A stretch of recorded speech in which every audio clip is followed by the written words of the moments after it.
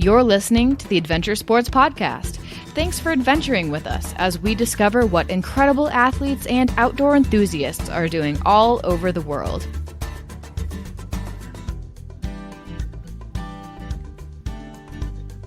Hello, everyone, and welcome to the Adventure Sports Podcast. This is Caleb. In this revisited episode, Mason interviews Hilary Spires. Hilary is a runner and a racer. However, that's not really what this episode is about. What makes this episode so special is that prior to taking up adventure sports, Hilary was a D1 hockey player, and hockey had been her thing since the age of 3. And if you don't know, hockey is an extremely time-intensive sport. It really takes over your life.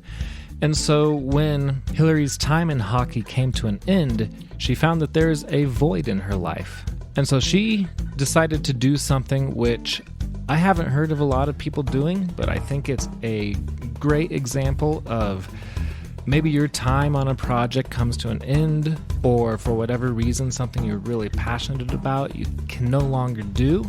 Maybe it's time to go explore other things that you can become passionate about and grow to love. And that's exactly what Hilary did. She had the crazy idea of trying every known sport, and there are over 8,000 of them, to discover her next obsession after hockey. And about 50 sports in, she ran her first trail race, and the rest is history. I hope you enjoy the episode. Here's Mason. All right, folks, welcome to the Adventure Sports Podcast. Today we're going to hear what I think are going to be some cool stories about FKTs and ultras and just living an adventurous life in general. And we have Hilary Spires. Hilary, welcome to the show. Thanks. Stoked to be here. Yeah, so I always ask this, and I know we were talking before, where are you coming from today? I'm up in Vancouver, BC. So Canada, the exact opposite of Florida right now, I think. Yeah, that's totally different. It's 93 here today. Not sure, it's Fahrenheit. Not sure how cold it is there, but yeah, it's safe to say flat, hot world, totally different than what you're experiencing. Totally, but it's funny, people that are like Midwest, I actually went to school in Minnesota, Midwest or farther east are like, oh, Canada, like it must be so cold. Vancouver's totally mild. So it's like 17 Celsius. I don't know what that is. It's not as hot as you guys, but it's definitely not cold. I'm in shorts and a tank top. Oh, that's fantastic. Jeez, it sounds... Yeah, it's great. It sounds great. Oh, man. So let me ask you this. Are you from that area? Did you grow up there? And if not, because you mentioned going to school in Minnesota, where was home for you growing up? Yeah, I grew up in a town called Tsawwassen, which is just outside of the city of Vancouver, like a little beach town. But I was a hockey player. So I played in the NCAA Div 1 down at St. Cloud State in Minnesota for a few years. I saw on your website that you've been playing hockey since you were 3 years old. Yep, I was pretty young. Who got you into that? Because obviously you didn't say, or you might have been like, you know what, I want to play hockey. I did. Yeah, I had 2 older brothers, so no surprise there. I was actually in ballet for a little bit, but I think that I got kicked out for not really behaving. And so I said I wanted to play hockey, and it just kind of stuck right away. So I played longer than my brothers did, that's for sure. And ended up playing Division 1. So you played D1, obviously that good. Were you also doing other things like outdoorsy at this time? Were you kind of, you're obviously in a beautiful area. Were you in a family that explored that kind of thing? Yeah, we did. So hockey got pretty intense pretty young. So there was a lot of time spent like traveling around Canada playing hockey and other ice sports, another sport called ringette. We don't have to get into what that is, but it fits nicely with hockey. And then I was heavily into baseball and those kinds of things. But yeah, we're so near the mountains. We did a lot of skiing as a family, local hikes. We have this like killer hike that I still do now called the Grouse Grind that anybody on this side of the world I feel like knows about. It's a mile high and then 800 meters of gain. So it's pretty steep. So I don't know what that is in feet. Times that by 3, I guess. It's a lot. So we spent a lot of times kind of outside doing that sort of thing. And then I grew up on the beach. So I lived in a log house. My parents still live there, and it is, the backyard is the ocean. So lots of swimming, paddleboarding, ocean type stuff. What a freaking charmed life. I don't know. You might be used to it, but it sounds incredible. Like I have the beach, and we have the mountains in the summer and in Colorado, but it's those worlds are so far apart. You know what I mean? It's like a 3-day drive between them. So for you to have it all kind of right there, I know it's colder, but a colder beach that is, but still the fact that you have it all there and in both worlds is pretty remarkable. I don't know. Did you realize that growing up, or was it something you look back on and say, we are really fortunate here? I did. That was a huge part of like, I am one of those people that's like, you can't stay in the town that you grew up in, like you got to get out.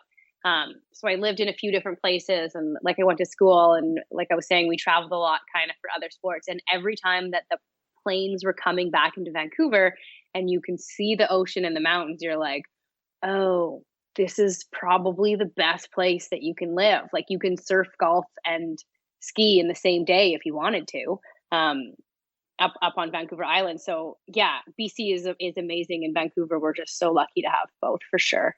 So you went away and then eventually came back home. Yeah, I just my family's really close, so that was a part of it. But also just like the stuff we were talking about, it's really hard to live anywhere else when you're used to being able to explore and play like all year round. The weather is good for any sport you want to play, and you just kind of get addicted to that lifestyle and having it at your fingertips.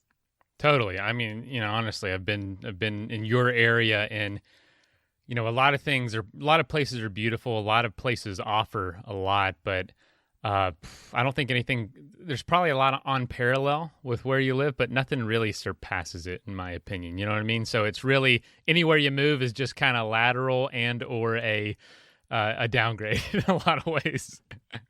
Totally. I would live in Switzerland. I'm like, that place looks like a painting, but I can't afford it. Right. It's expensive, but Switzerland is insane. When did you start transitioning, or what did it look like for you to start moving all your activities, or a majority of them, outdoors into trail running, into FKTs and stuff like that? What did that look like in your life? It was kind of a funny process, I guess, throughout my 20s. So I had this dream of going to the Olympics for hockey, and at the point where I realized that probably wasn't going to happen, especially if I went down and played in the States, like I was not good enough that anybody was ever going to track my progress going down there. Like maybe if I had gone to Calgary or something and like just trained under the Olympic team, like might have had a shot, but it wasn't worth doing. And that became more apparent as I got older. So you kind of go through this like identity shift of like, well, who am I? But so I wasn't playing hockey competitively anymore, but I needed to play something or do something competitive. And it always kind of was fascinated with distance since I was really, really young, but I never really did it competitively, just against myself, I guess. And then at the same time, I got into fighting. So I had some kickboxing matches and was in MMA and some jiu-jitsu tournaments. And that was really fun. That kind of took my competitive edge for a bit. And then I hurt my knee really badly, and had to have a surgery, and it took a few years to recover. So when I was coming back, I wanted to run long distances again, but that wasn't really the best thing I could do for my knee. So then I decided to sign up for Ironman because I figured I'd be spending so much time on the bike and swimming that it would probably be the right thing. So that ended up actually working. I didn't really train for the run at all. I just trained on the bike and swimming. And then when I was finished that, I said, I'm going to try to play every sport in the world. And I started a blog called All of the Sports. Now, when I decided this, I didn't realize that there's actually over 8,000 sports. So there was a lot. Was this like I'm sorry, I didn't come across this anywhere. Was this like a challenge you just set for yourself? Like, one of those people that I'm going to visit every state or every province. I'm going to play every sport in the world. Yeah, it was just something stupid. Like, I'm just going to go ahead and see what happens, and maybe I'll start a blog, and maybe one day someone will like want to talk about it on a TV show, and I'll get to like go try something I didn't even know existed. Like it was just a really dumb idea. It didn't last that long, because I got through, I don't know, 50 or something. And then I showed up to a trail race because I had to tick off trail running. And I just never did anything again. Have you ever gone through all the hassles of getting on the plane, security, luggage, long waits at the airport, all that kind of stuff? And then when you finally arrive at your destination, not only are you worn out, but you also might feel a little bit disconnected. I know that I do when I hopscotch around the planet on a plane. That's one of the reasons why I love the great American road trips, where you get to drive from one place to another and connect all of those dots. You get to experience the changes in the terrain and the weather and the people and the communities. This is one reason that I am excited to present to you our new sponsor, Outdoorsy. Outdoorsy offers a different way to travel. With Outdoorsy, you can rent an RV or a camper and turn the drive into part of the vacation on your schedule with your people and with way more flexibility. Listen, most trips focus on getting somewhere. Outdoorsy is about the part in between. With Outdoorsy, you can rent an RV or a camper and travel on your own terms. No TSA lines, no strict schedules, no rushing through airports. And for extra convenience, Outdoorsy even offers RV delivery and setup in many locations, so you can enjoy the experience without having to worry about the logistics. Outdoorsy connects travelers with trusted RV owners across the country, making it easy to find a rig that fits your style and budget, and I might add, that also fits with the people and the pets that you want to take with you. So when you're ready for a trip that actually feels like a break, head to Outdoorsy.com. Outdoorsy is currently running a special promotion for listeners.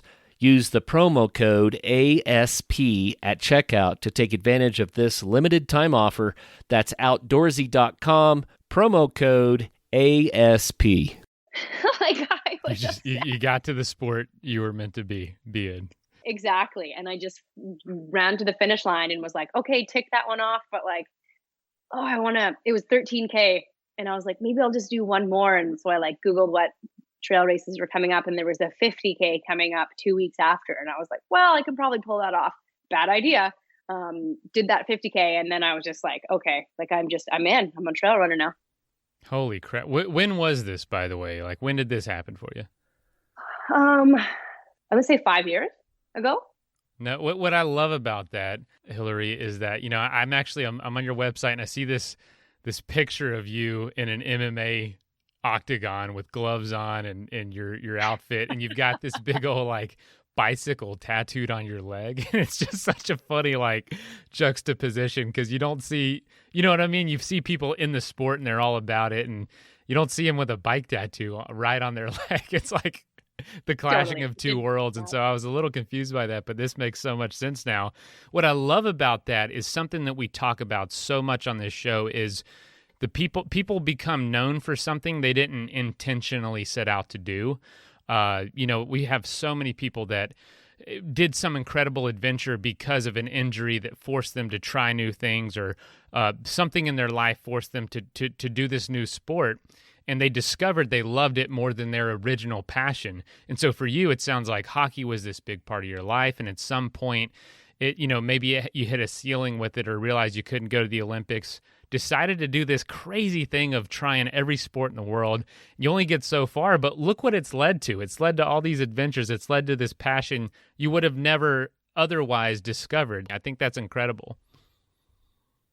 I guess like the way, when you put it that way too, it's almost like you're searching for something and the world just kind of directs you to it, right?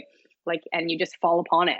And for me, hockey, the one thing I think that actually allowed me to go as far as I did was that it never became a job. It was always something that I was so excited to go do. And I think that's such a huge thing for kids playing sports now, is that their parents maybe take it too seriously too young, or they force them to just do one sport. And it becomes something that they're not just really excited to go do. It's something that they have to do.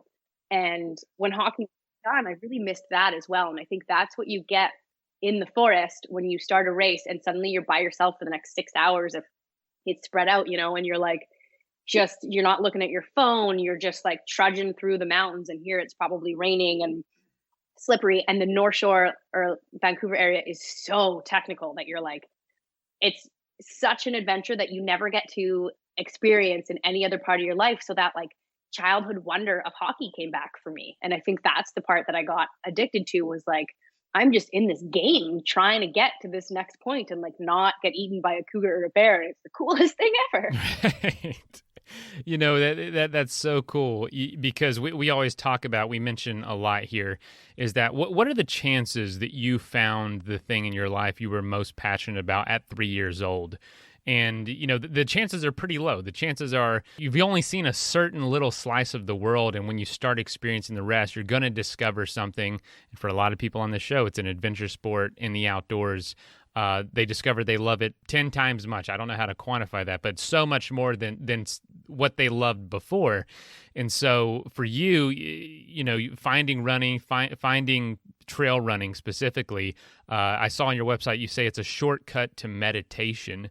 And the way you're describing it sounds like, you know, it's something you had to focus on, something you had to be very present for. And I'm sure that's just one reason you fell in love with it so deeply.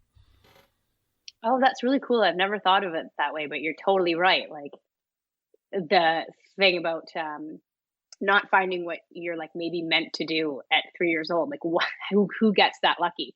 Yeah, that's super cool. And you're absolutely right. That's exactly what it is. It's just like you can't think about anything else but like where you're going to put your next step, and then you're just kind of calm, because as like the reason meditation works is you can't be running through a forest and be worried about what happened yesterday or anxious about what's going to happen tomorrow. You're just in the moment, and that's the most like peaceful place you can be.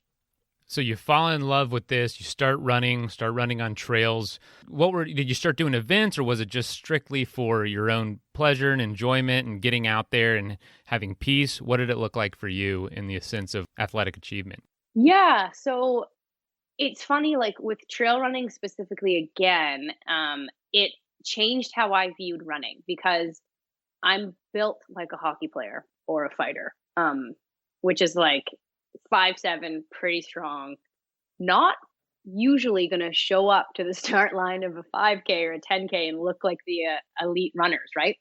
And I can do an okay time, but I'm not going to be like a 15-minute 5K or ever, or be competitive like that. But at a trail race, other things come into play. Like you have to be strong to climb mountains, and you have to be strong to handle the downhill of mountains. And you have to have a certain mental toughness that's like, maybe I'm not the fastest on paper, but if we get into a race that's 6+ hours long, you're going to have to weather the storm to some degree. And that maybe I can battle out whatever the day is going to do better than the person next to me. So suddenly I have a shot to be competitive beyond kind of what my physical running ability is. So that I came to realize a little bit farther on in my trail running career, which made it cool because it gave me a new angle to look at the sport. And a lot of the races are smaller, and I'm, can be competitive with whoever shows up. I've got a lot of fast friends that are going to beat me on any day, but the fact that there's a shot in there makes it exciting. And so at first, it was like I said, I showed up for this 50K, and I'd only run one other trail run first, and I was in your road shoes, had no idea I was that kid, right? No idea what was going to happen. My dad asked me when I was going to finish, and I was like, anywhere from like 5 to 10 hours. Like that's the best window I can give you. I'd done the marathon at the end of an Ironman a year before, and that would have been my training then. And then some sprints for fights over the winter. So then this was the next summer. So literally no running at all. I was just going to gut this thing out. And it was such a cool adventure to be like, I'm not in shape to do this. And my feet blew up because, of course, it's wet and the skin on your feet isn't prepared for that type of thing. But I still got to the end. I finished mid-pack. And I was just like, I don't know if I could ever do that again, because that was one of the hardest things I've ever done in my life. Like I've never looked down at my watch and been like, oh, I've gone an hour and I've gone actually nowhere. But just thinking like, this is probably the coolest day I've ever had. And my husband needs to try this, or at the time he was just my boyfriend.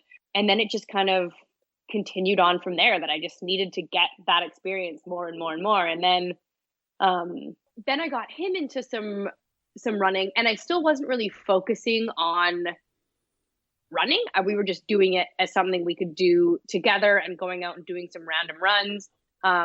And then, as I said, like I just kind of realized that maybe I'd be able to do well at this and started focusing a bit more, and then had that like huge gains and improvement when you start putting in a little bit of structured effort, which was pretty fun. And then my husband and I got married and chose to go do a 90K in Switzerland for our honeymoon 2 years ago. And then since then I was going to do a 100-miler, but had a baby in there, and then COVID happened.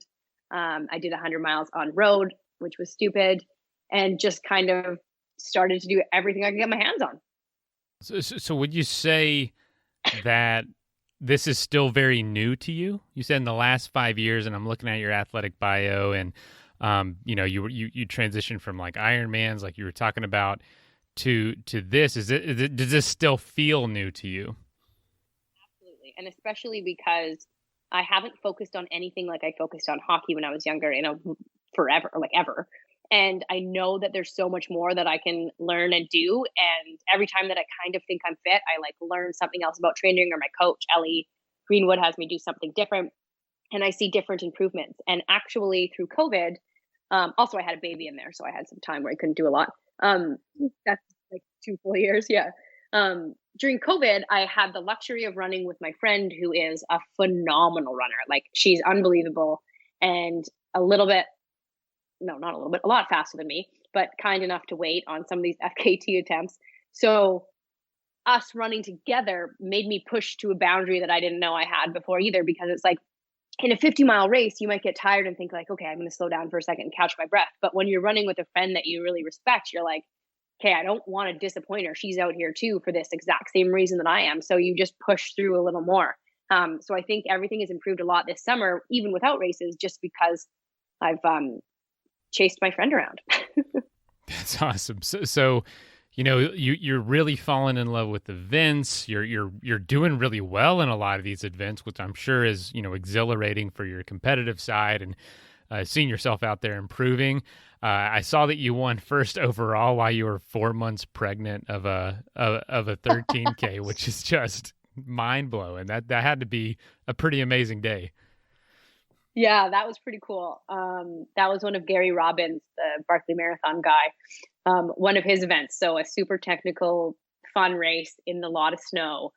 And 4 months is about the last time that you can really give a good, solid effort when you're pregnant. And I just felt really good, and it was really fun. That was a super fun day. Of course, you got a little bit of hate mail, but that's to be expected when you do activities pregnant. But that's a barrier I'm trying to break as well. So I'm sure they were upset because, of course, you have the strength of 2 when you're pregnant. Well, so that's just it. Yeah. it's like doping. You got this superpower. So I'd be upset too. Well, you have extra blood volume, so I think you maybe are cheating. But it definitely was funny if there was any guys that you happen to beat, and they're like, and then like the winner of this race, and like also 4 months pregnant, and the guy standing next to you was, what the F? The winner of this race, Hilary, and her child, fetus, unnamed child, both won. They need two medals. That's awesome. No, so let me ask you this: you have a child? I think that was around a year ago or so, a little over. Yep. And then you're gaining momentum in this world and of trail running and doing well in these races. I don't know your goals at that point, but then COVID hits. How did that change your practice and what you did? Were you still able to get out as much as you want? What was basically the effect of COVID? It was tough because the first race that was canceled for me was about I think 3 days before. It would have been March 23rd. So it was like right when everybody was like, we got to take this stuff seriously, right? So canceled that. And I thought right away, I hope Cascade Crest isn't canceled, which would have been end of August, without really thinking that would happen. It just crossed my mind. So I kind of just continued as is for a few months. And it was hard at first, but quite quickly you figure out that you run for other reasons other than just events, and that like a really hard training run feels really good. And the soreness of your body on like the last 10K of a 50K is also very satisfying. FKT ideas, which didn't occur into us until middle of summer and being like, oh, that's almost more fun than a race because anybody can go try this anytime. It's not just who shows up on that day. It's open to any runners. And then trying to do those hard efforts has been equally as satisfying. So it was definitely hard, and I'm totally stoked for races to come back just for the whole event and the buzz of it. But it didn't affect me as negatively as I thought it would, because like we've talked about in this whole podcast, the adventure side is like you can get that without racing anyone. Obviously, the explosion of the popularity of FKTs during COVID has been really cool to see, just because it like you said, it's having that alone wilderness aspect, but also the competitive aspect, and you can do it anytime. And you can, something I've heard a lot with FKTs, like you were talking about, you might not be the fastest in a race, even a trail race, but you can, because the logistics and the planning and the preparation are all in your hands, you can find some advantages there. Whereas before, maybe you wouldn't be as fast as these other folks on these trail runs. But now you've got to plan your food caches, or you've got to plan how to get there. You've got to do all that yourself, basically the race directing yourself, and you can find some places to be better than your competitors. Really cool point. I didn't even really think of that. Is it just comes down to like, how can you get from point A to point B the fastest? And on the most recent one that we did, we actually chose a route that was different, or not a route, it was a point to point, and the FKT site says you can choose whichever direction you want. And we chose a direction that was less popular because there is about 500 meters more of climbing. So like 1,500 feet more of climbing to go the direction that we did. But we wanted to end at this town that had a lake. And also it had then the hardest climbs at the beginning instead of the end. It was steeper. So just looking at different things like that is pretty fun, but it all still counts because you're covering the same ground. So yeah, that's a really cool point. What was the FKT that you recently did? So it's called the Hudson's Bay Trail, which is cool. It's the old trading trail for the Hudson's Bay Company, where they used to just take their like beaver pelts across, which when you're running it seems crazy that anybody would ever carry stuff along it. So we started in Hope, which is a town in the interior of BC. And then it is 78 kilometers. So I don't know what that is in miles, like 40 something. And it's over 15,000 feet of climbing. So 4,000 meters, which is a lot over that distance. And just very, very, very steep climbs. So it was like straight up, straight down, straight up, straight down. And the previous record was 12 hours and 50 minutes. So like you said, you can kind of research it out, and we figured how fast we had to be on each of the sections. And we thought we could do it in sub 12, and we were 11 hours and 35 minutes, which we were stoked to do. So we set the new one there, and that was a unsupported effort. So we carried all of our own stuff. It's hard to carry all of your own food for 50 miles-ish, right? So luckily there was lots of water crossings, which really helped, but we started super early in the morning and in the dark, because in the town that we finished in, there was a pub, but it closed at 5:30 p.m. So our biggest like goal that lit a fire under us was to get to the pub before it. Get a beer before they close. That's great. Yeah. So you made it? We did, yeah. We made it, and we kind of figured halfway after we'd done what we thought was the majority of the climbing that we were going to be no problem and probably come in around 11 hours.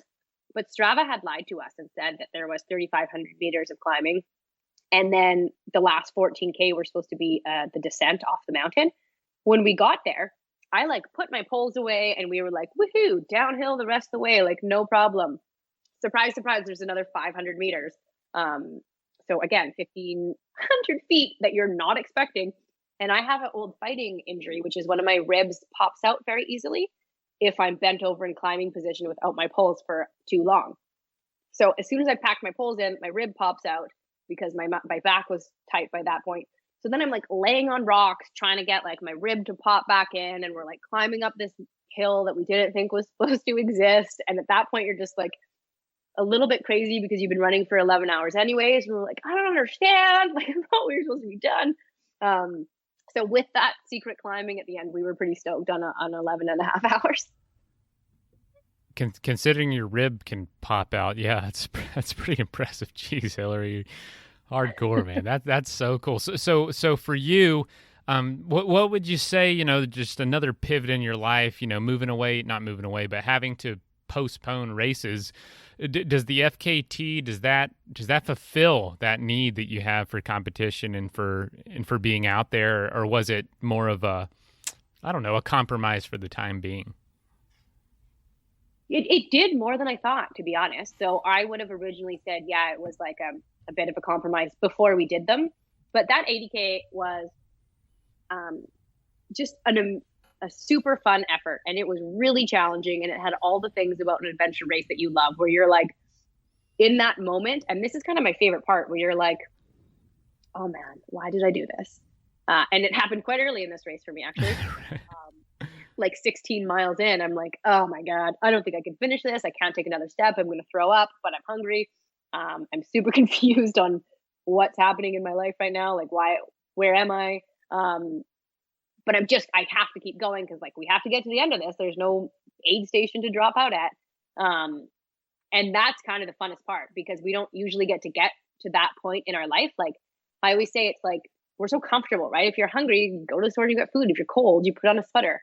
But when you're at the edge of your comfort zone in a race, like you don't really have a choice but to keep on going through it. So that's the part of races that I really enjoy and kind of am addicted to. And you still get those in the FKT. So that pushing the edge of your comfort zone, I guess, is the best way to describe it. How do you do that? How do you push your comfort zone? Like, what's going on in your mind? What are maybe some practices you have or routines you have to get you through those moments where it's like, I don't know if I can do this?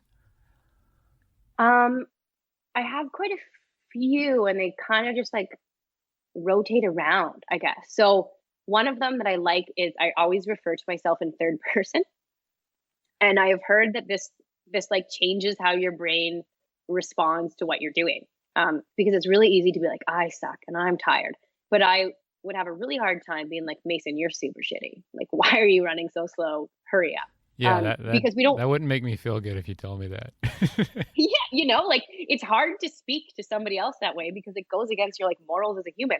But for some reason, we're fine talking to ourselves like that. So if you talk to yourself in third person, you're way more encouraging, and even just that kind of changes your mindset. And then I usually think like, okay, you're having a low, you're going to have a high again. You will feel good again. Like, just keep going. Or, like, let's give it 5 minutes and see how you feel. And sometimes I'm just like, okay, I'm going to count my steps. I'm going to count to 100 and then snap out of it. And then other times I just think about like anything totally random, like playing a baseball game and just totally escape. But you just have to trust that if you're having a low, you will feel good again. Kind of like the route, it's going to go up, it's going to go down. Most of the time our attitude goes up and down with it. Totally. That's really fascinating. That's just keeping in mind that those lows are going to turn around, and the highs, don't be disappointed if that doesn't last forever, because it's not going to, but enjoy it while you have it.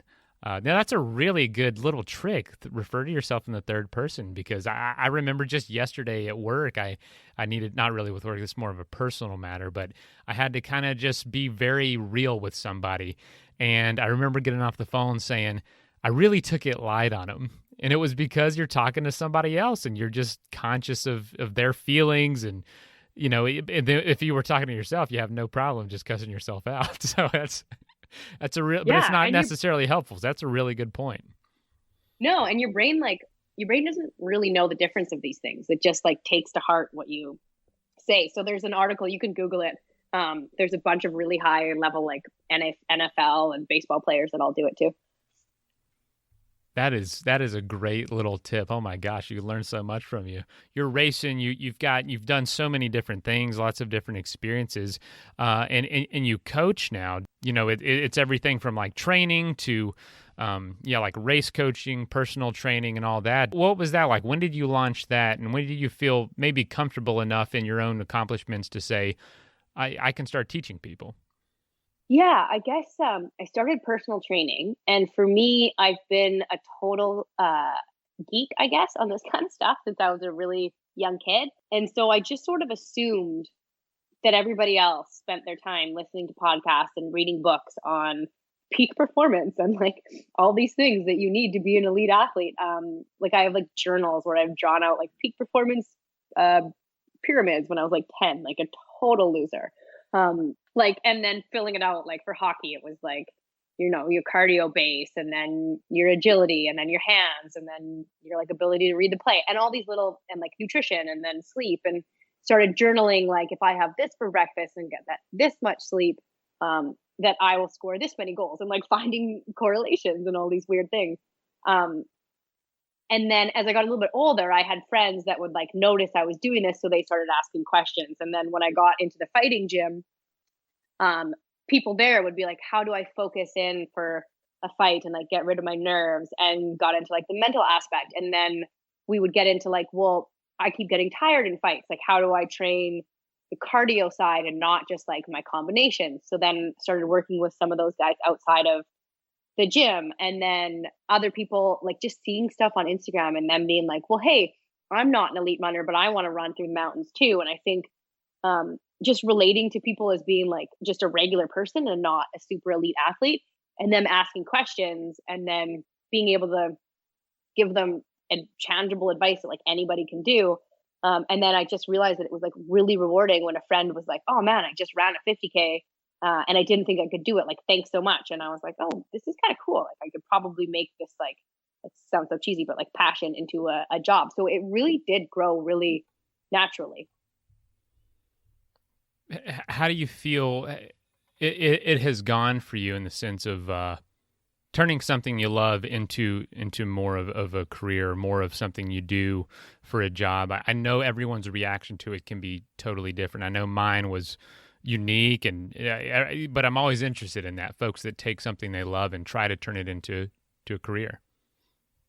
Yeah, it's totally risky, right? Because you don't want to take the one thing that brings you a lot of happiness and like make it not super fun. Right. But it's been good, and it's been a learning experience. So I use Training Peaks, and I like didn't realize that most people aren't taking like their training plans as gospel and being like, well, you don't miss workouts. That's the first thing you plan, and you just don't miss workouts. And that's just kind of how my mindset's always been. So realizing that like I have to relate to people that have busy lives, because I started doing this before I had a kid, and be like, how can you make this actually doable for someone who's like, maybe it's not their first priority, but it's still something they want to do. So learning a lot that way, how to make it accessible. And I've actually found that's pretty fun and helped me relate to people. And that's a very specific detail. But overall, I guess it's just learning a lot about people and how they work. And that's been kind of a fun side effect. And then when people reach their goals, and so many of my clients have done things that they didn't think they could do, that just feels so good. So it's been fun. It's been positive and challenging.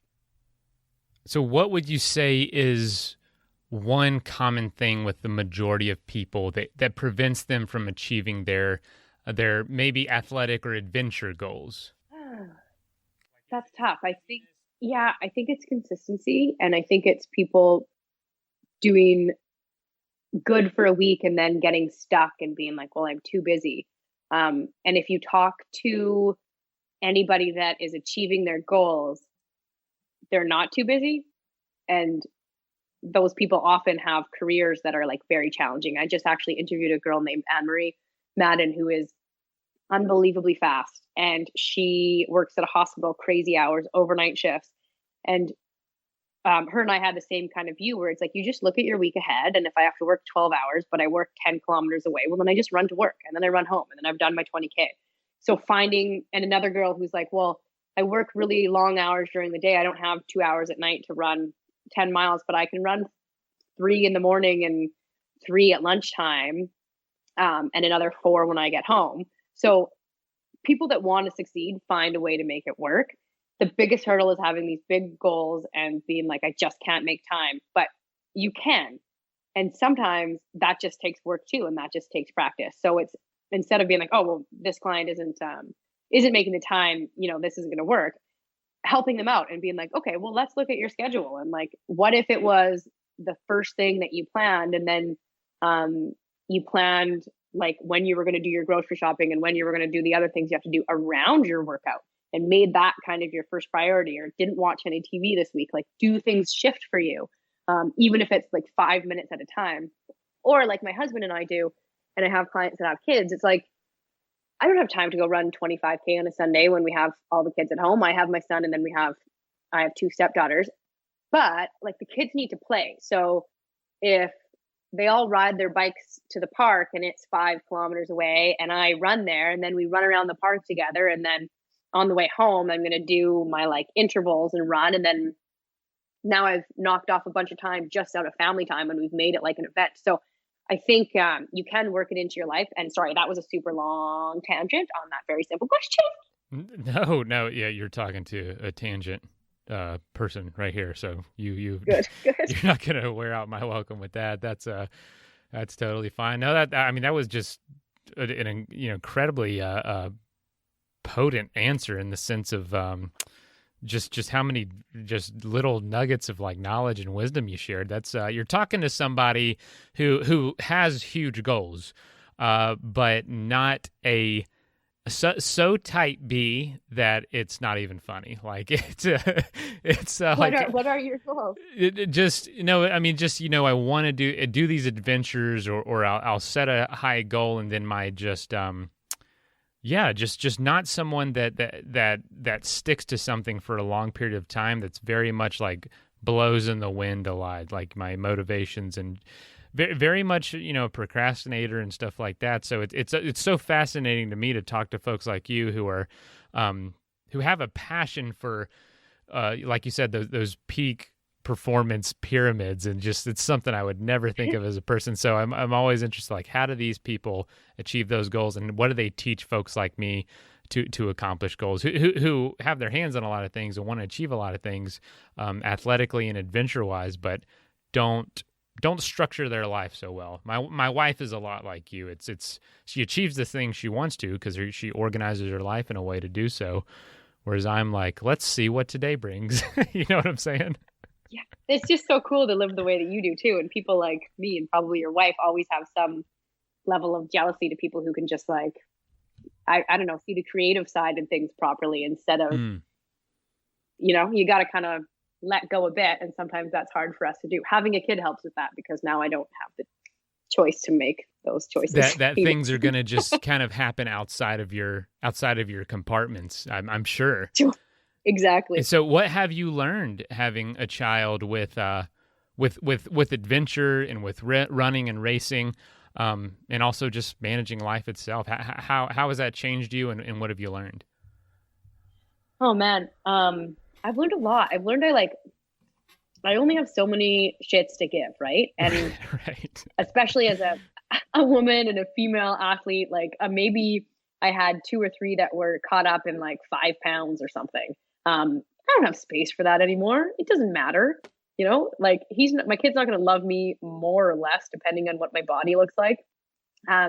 Or like if my hair looks funny. So while I still like to like look like a normal, nice human being sometimes, little things like that might have bugged me before, I don't have space for them. So in that sense, it's almost been like relaxing. And then on the other side of it, there is a lot of mom guilt and a lot of pressure from society telling us that we need to like do all the right things and spend all the time with your kid. And I was really worried about not being able to get the things done, but like the adventures done, but you totally can, because he benefits from A, seeing his mom do cool stuff, and B, like if I come home after an adventure, I'm like ready for some one-on-one kid time and be totally present. And like, it's the old analogy that like you have to put on your own mask first before someone else's. So I think being a mom and going on personal adventures and goals just makes you a better parent, and happier. 100%. I mean, you mentioned so many things there that have reminded me of other stories we've heard on this show, as well as, my own personal experience.